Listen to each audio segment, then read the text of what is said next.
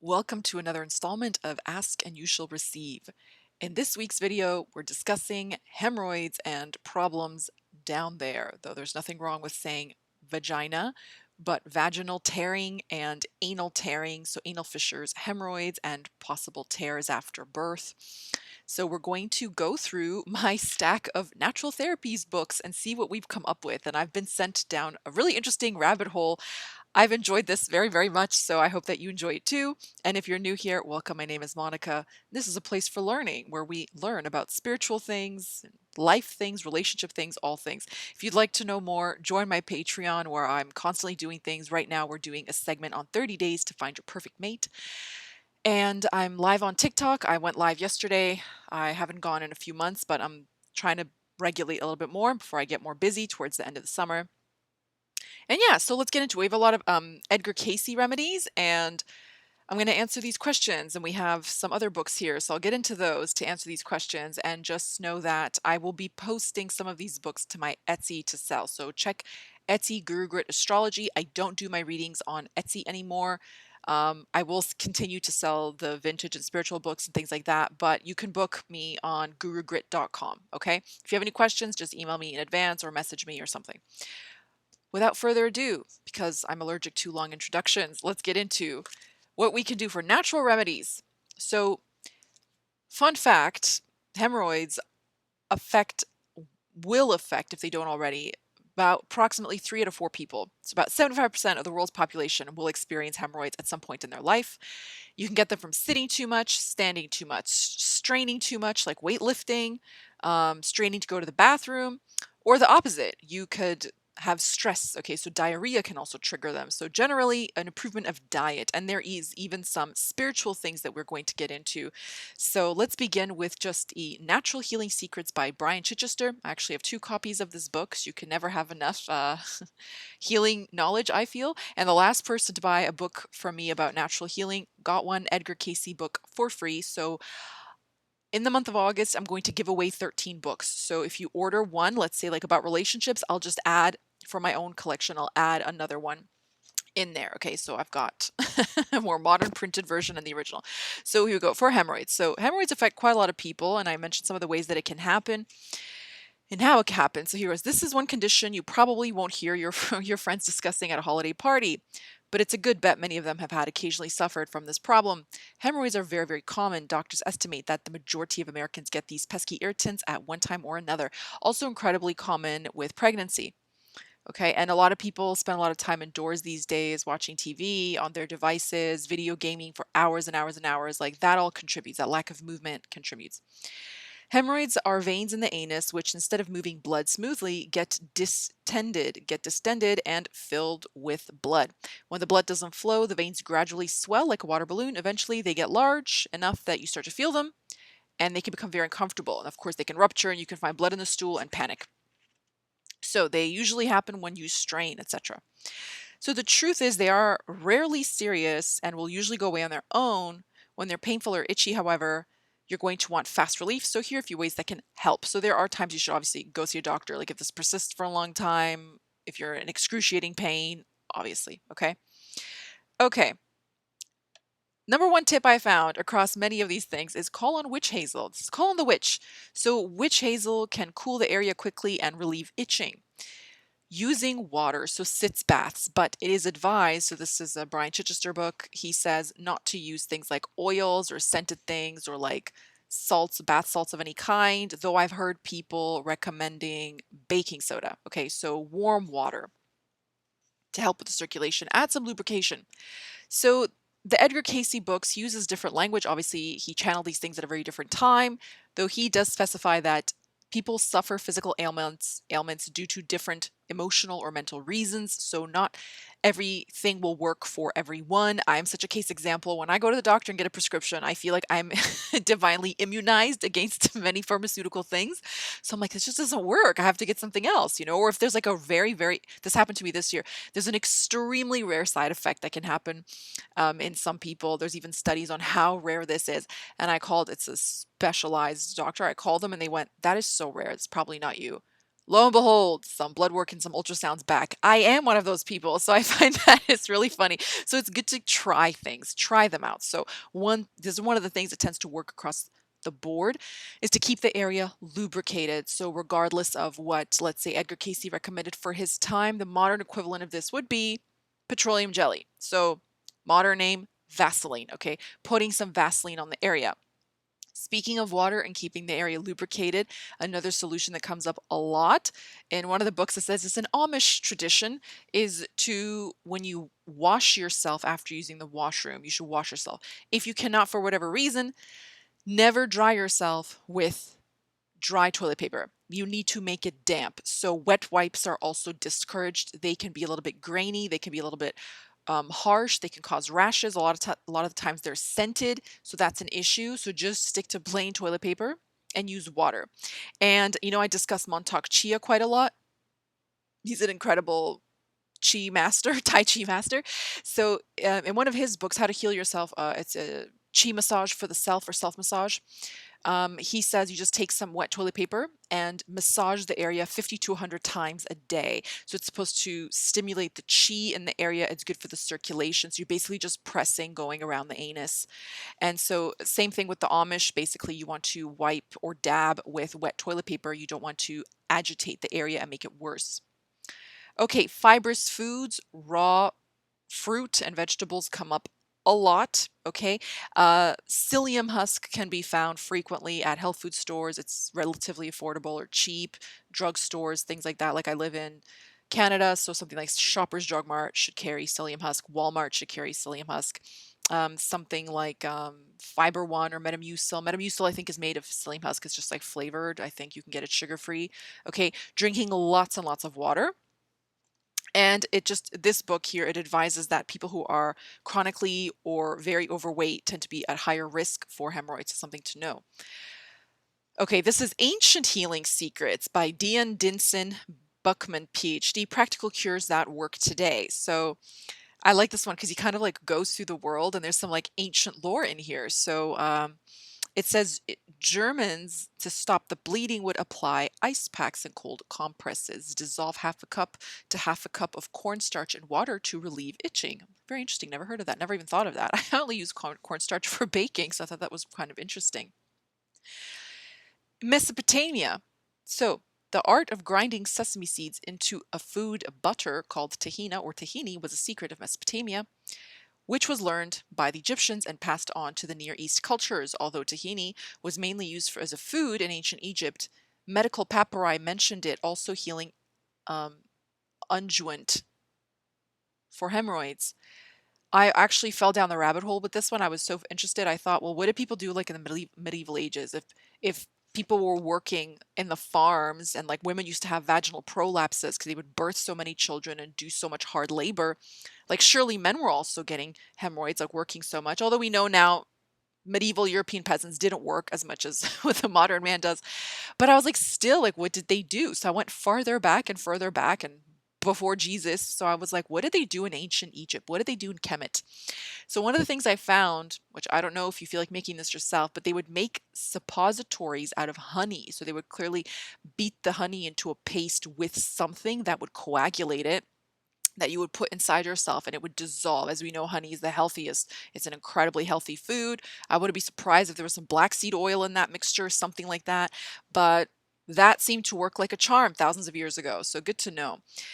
Swedish village healers apply this traditional green onion salve to enlarged hemorrhoids. Directions: finely chop 2 cups of green onion.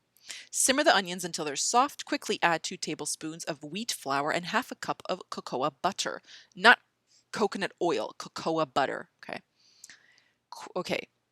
The cocoa butter will melt quickly and create a salve-like texture. Place the hot mixture in a soft cotton cloth, like an old clean handkerchief, and apply overnight to the area of the hemorrhoid. Repeat for several days to accomplish relief. In Great Britain, Healers prescribed roasted onions or onion pounded with salt directly on the hemorrhoids to relieve the pain of piles. Native Americans discovered wide range of medicinal uses for liquid extracted from witch hazel twigs. So once again, witch hazel, but now you just go to the drugstore and you buy witch hazel or Walmart or Target or something for like what, like $8 or $10 and just put it on a cotton ball. And then here we have the Amish folk where they said you blot with wet tissue and then you blot gently with dry.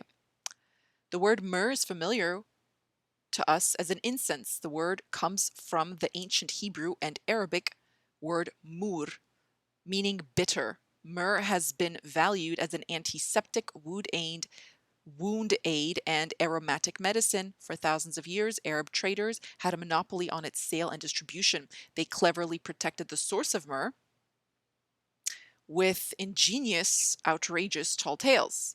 Even the fearless Greeks and Romans believed the Arab stories of winged snakes protecting spice trees and the huge dinosaur like birds that had to be diverted from the cinnamon tree. Gotta love it. I love a good story. I'm a storyteller. I love a good story. Directions: buy a tincture of myrrh from your local drugstore. Add 5 drops of the tincture to a cup of water. Shake and apply on a soft cloth to the hemorrhoid. Avoid in pregnancy as myrrh is a uterine stimulator. And then, of course, he explains early European crusaders to the Holy Land used 2 healing herbs, comfrey and St. John's wort, to alleviate the pain and itch of hemorrhoids. I have a book on just the medicinal properties of St. John's wort. I've been using St. John's wort since my early 20s, and honestly, there's a lot I feel like it can do and very little it can't do. Though, be careful. Do not ingest the supplement if you are on oral birth control because it basically interacts with it, so it'll make you fertile. Anyway, this goes on for a long time, but we'll stop there. He mentions Caribbean islands, French, uh, the Chinese remedies. Okay, cranberries were also used by pilgrims and Native Americans. It's very, very interesting. So there's quite a lot to do, but I'm saving the best for last. I do have one thing that I found on Amazon and I learned through a friend's coworker. So I'll share that at the very end. So hemorrhoids, troublesome and complicated. Here he says, this is Edgar Cayce now, Edgar Cayce's remedies. So it's really important, he says, to stir and stimulate the circulation and help eliminations of the body. So basically to help the person go to the bathroom. So I have 3 of his books left here, okay? Across them, he mentions an exercise he would like for people to do twice a day in the morning and in the evening for 2 to 3 minutes. He says it's best to do it unclothed, but you're basically stretching. So you're supposed to raise your arms as high as you can, take a deep breath, stand on your tippy toes, and then bend over, kind of like Nuit in the imagery, and try to touch your toes and like tense up your hips and try to lift them. He explains that it's meant to like lift the organs, to lift some of the pressure, and then help elimination. And in Montauk Chia's book, where I was talking about self massage, using chi for self massage, he explains that a lot of the times things work together. Okay, so we'll say, like, oh, I was stressed, so I got constipated, so then I got hemorrhoids.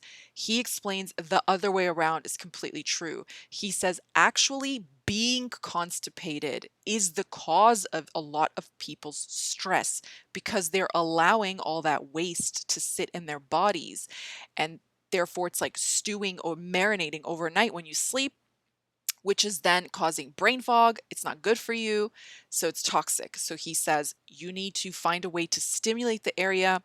And what we know it stimulates our organs is exercise. Doesn't have to be crazy, okay? I'll mention my 2 favorite ones are walking and, believe it or not, laughter. Laughter massages your internal organs. Okay, ha ha ha, like big bellied laughter. So watch funny movies. Okay, try to relax so that you can go to the bathroom. Okay, if you have the opposite problem, we'll have to do another sift through these books to see what is going on there. Okay, so that was one. This is the other Edgar Cayce book.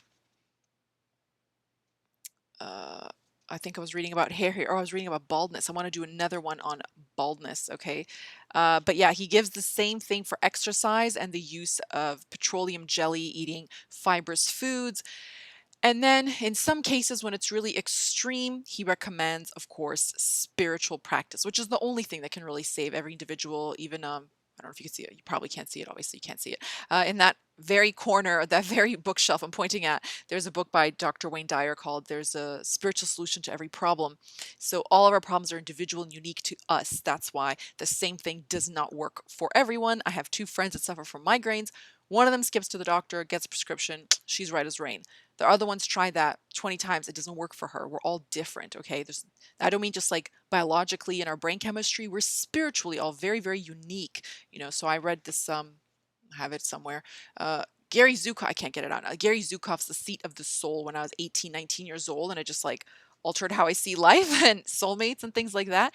But what tends to work is Edgar Cayce says, of course, pray. Pray for your healing, assume that you're healed, and he calls the violet ray. Using the violet ray, this language is used a lot with if people are familiar with spiritual things like the Comte de Saint Germain talks a lot about the violet flame or the purple flame. Okay, so anyways, pray over yourself. But I want to mention one other thing. If you have tears, okay, so I'm just adding this vaginal tears, maybe you've just given birth, maybe you've had a procedure done, maybe your hemorrhoid went from internal to external hemorrhoid, maybe you have a anal fissure, sea buckthorn oil. Okay, so what happened was a good friend of mine was at work and they were talking about this. They're just like so many, they're a nurse, so like so many patients have this. Like it's just like it's so crazy. It's how common it is. And this lady was listening and she said, I know how to fix that. I can fix you in like a month. She's like, what are you talking about? She's like, what cream? What? She goes, I'll bring it for you tomorrow. She was a woman who's from near Russia, and she went to a Russian grocer and they had like a little pharmacy area of like natural supplements and things, and she purchased sea buckthorn oil suppositories. They are a vivid bright orange suppository. Okay, so it's recommended you probably wear like a pad or some layers because when it melts it will stain your clothes pretty badly. And I read the reviews. I found it on Amazon. I read the reviews, and women were raving about this. They were like, it literally heals tears. It will literally heal a wound, like it will heal a tear. So, sea buckthorn oil, I used to apply it to my face. It comes in like a pump bottle or like a dropper bottle you get at the health food store. I had very, very bad acne that I got in my late like 20s, early 30s for some reason. It just sort of happened. So I was like, oh, this like yeah, it will stain your pillow and stuff. So be mindful that it soaks into your skin. But it's really good for the skin. Okay, so that you insert inside yourself. Or if you can't get the suppository, you can just get the oil. Then just maybe try applying the oil externally and see if that helps you. But that is probably the one that I've read the most about because I have found that from reading, going through these five, six, seven books. I didn't even show you all of them. Just looking things up, this seems to be the one natural remedy that has, I don't want to say quick solution, but relatively quick solution compared to other things like, but you have to change your diet, okay? Dietary change, etc. Relieving pressure, mental pressure, mental stress. And I know that's hard to do. And a lot of the times we sit to commute to work, then we sit at work, then we sit to commute back home, then we're too tired to do anything. So we lay around at night, and then it's just like adding pressure on our system, adding pressure on ourselves, spiritually, mentally, emotionally, everything. So, I mean, just to try a few natural remedies that are pretty affordable. I hope this answers your concerns. I feel like that lady who's just like, I have just the thing for you. So I hope these things work, and the Montauk Chia exercises as well. And I'm going to do a couple more videos. I've done one on balding before, but I'm going to give another spiritual and tantric perspective on that. And I'm going to do another video on grief, which is something I feel my clients are asking more and more about these days, but not in the traditional way that you think, and that you've lost something in a different kind of way. So yeah, we're going to discuss that. I've got my books ready. And yes, if you'd like to know more, feel free to message me on Instagram, TikTok, email me gurugritinfo@gmail.com, or go to gurugrit.com, message me through there. But yes, thank you so much. So speaking of astrology, I'm going to go make my video about grief because I relate. And yeah, thank you so much for watching. And remember, on Etsy, it's going to be this month. It's August the 2nd today. So if you buy a book, you will get a book of similar themed gratis on me. So yeah, thank you all for watching. I love you all, and bye for now.